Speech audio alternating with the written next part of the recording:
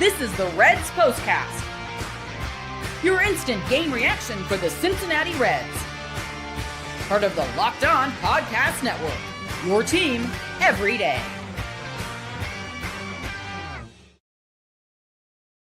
Good evening, Reds fans, and welcome to another edition of the POSTCAST, brought to you by Locked On Reds and the Locked On Podcast Network, your team every day. I'm Tim Daniel, and today's episode is brought to you by Kalshi. For a limited time, download the Kalshi app and use code LOCKEDON to get up to $500 in bonus credits when you trade $25. Well, on tonight's show, Sal Stewart's hit by pitch was a little controversial. Jose Treviño provides all the offense with a solo shot. What in the world was going on with the offense tonight? But we're going to start with Andrew Abbott pitching through basically a monsoon in the third inning, and I'll try my best to be nice about it. This is what you'll be talking about. Now, before I get to Abbott and all of this, here's what I'm going to say.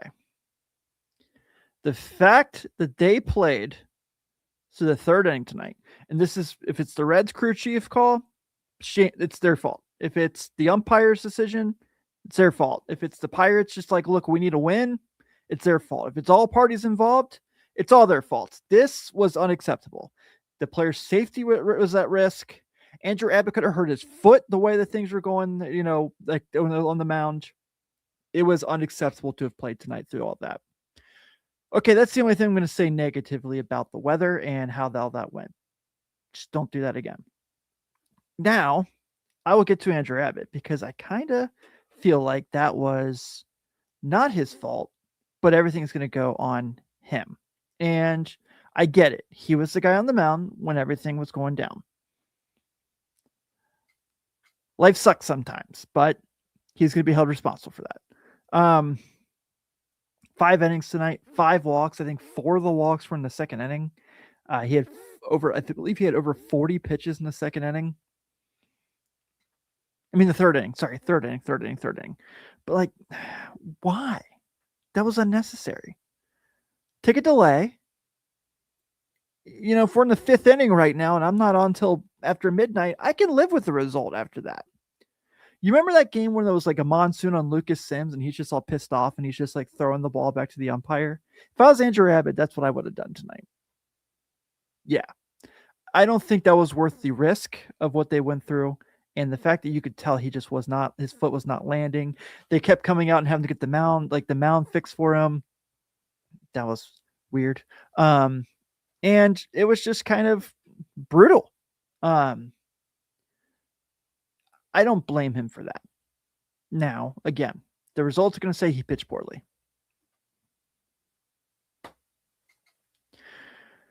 I get it. Yeah, I mean, that's part of baseball. Baseball's cruel. But I feel like tonight was kind of out of his hands. So, but at the end of the day, the Reds still lose. Nothing we can do about it. That's how it goes. So be it. But I feel for him because I feel like he did not deserve to have to go through that game. If someone smart would have stepped up and been like, hey, let's wait a little bit on this. If that means he leaves the game when they come back from rain delay, fine. I know I said that I wasn't going to say anything more about the weather, and that's basically what this whole segment has been. So I apologize. I'm sure some Pirates fan will come in here and say well, Braxton Ashcraft pitched from the same mound. Correct. He did. And he was very good. And he was very effective. I'm not saying anything against Braxton Ashcraft or the Pirates for that matter. They waited out their pitches and it worked out in their favor quite a bit in that inning. Can't discredit them. It's not their fault. But I feel like tonight the Reds the Reds and the Pirates were both put at risk. There was one play particular, I believe it was a ground out to second base. And you see just a puddle behind first base. And I don't know. It gave me bad Bristol memories. And Bristol's a swear word in my house now. So, yeah, it is what it is. But that's neither here nor there. Like I said, the results are the results, and we all move on. But it was risky playing through that tonight. You know what else was risky? The offense. Since hindsight is always 20/20, let's deliver today's second guess. Now, I know you can look at last night and say, well, they scored 8 runs. So you knew they were going to struggle tonight. And I hear that all the time. I think it's Elly. But the Reds get 1 run on 3 hits tonight. And if you go down the line, now we're going to talk about Jose Treviño when we come back from the break here in a second.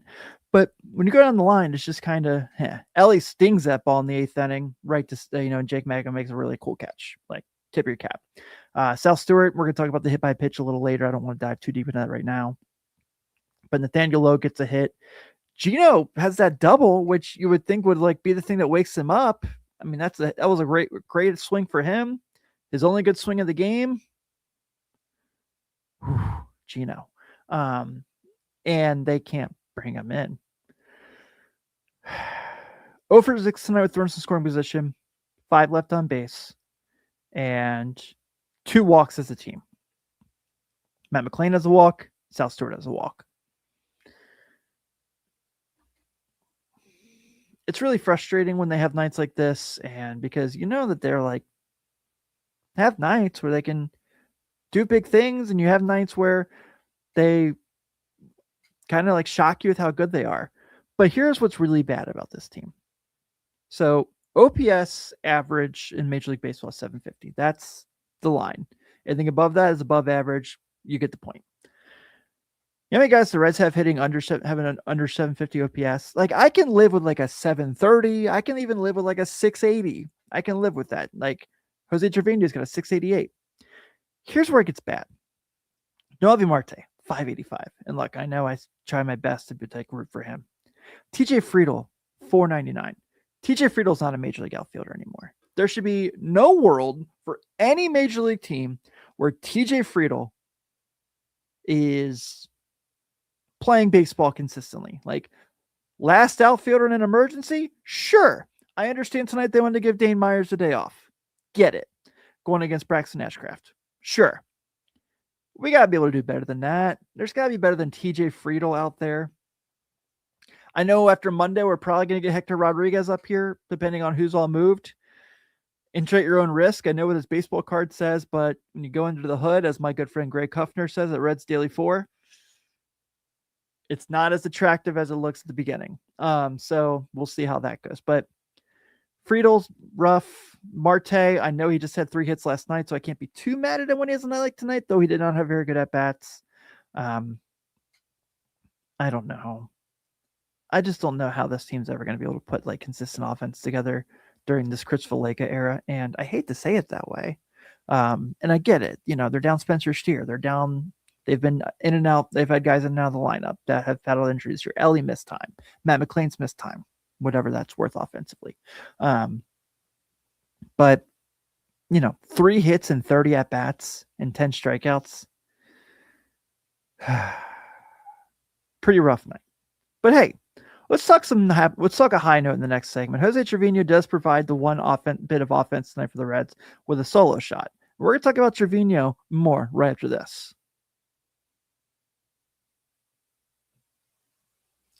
But first, a big thank you to Amazon for this limited break. This back-to-school season, spend less on your kids with Amazon. We all know how crazy the back-to-school shopping experience can be. It starts with a few items on the list, then suddenly you're shopping for supplies, clothes, lunch gear, tech, and about 10 other things you didn't see coming. It adds up fast. When you look at the school supply list and wonder if you're shopping for one child or opening a small office supply store, I didn't realize first grade required this much inventory. Shopping like this can get out of control if you're not careful. When the school says your child needs a calculator, headphones, tablet for class, and somehow you're buying another one before the semester's halfway over. Since when did kids need so much tech for 3rd grade? So remember, with Amazon's low back-to-school prices, just spend less on your kids, because every dollar you don't spend on them is a dollar you haven't spent on them. Shop back to school at Amazon and spend less on your kids.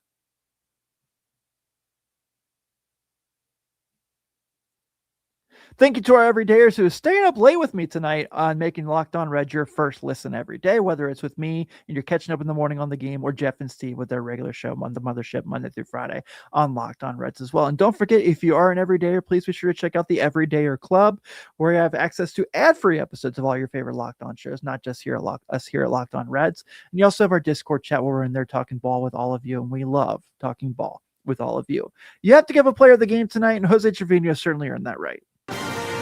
This is the Locked On Player of the Game.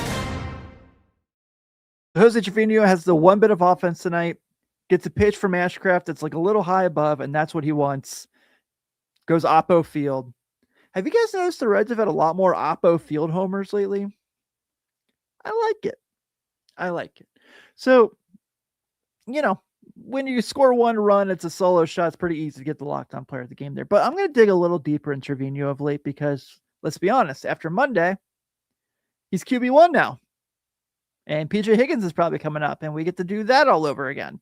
Though PJ Higgins is really good in ABS, so that might not be as bad as I'm making it out to be here.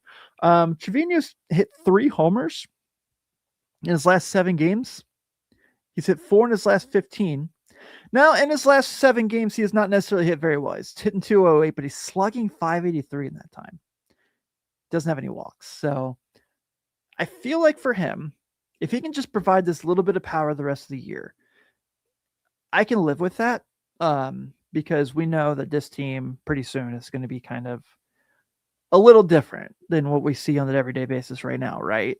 We know some of these guys are going to be moved on from, whether that's Nathaniel Lowe, whether that's JJ Bleday, Tyler Stevenson, and there's also all the pitchers as well. But if Treviño is going to be out there doing this for this team, like I can live with everything else because I need something, and I'm sure you guys feel the same way too. Correct me if you disagree. We just need a reason to watch the rest of the year. We need a reason to just like enjoy the Reds, right? Like for me, this is my gig, right? This is what I do on a night-to-night basis. I love doing it. I'm so fortunate. I tell you guys this all the time. So I don't have a choice, but I want to have some fun still. And it's fun coming on here when there's the good and the bad, but like, I want to come on here and be like, guys, did you see Hector Rodriguez went 2 for 6 tonight with a homer and a triple or something? Like I want to have those nights and just have some fun. And if Treviño is going to be hitting homers like this, he's going to provide fun. We know 1 and 2 in the lineup. They're always going to be fun. Elly and Sal are always going to bring us good moments. So I will always appreciate that. But speaking of, Pirates might have made the wrong person mad.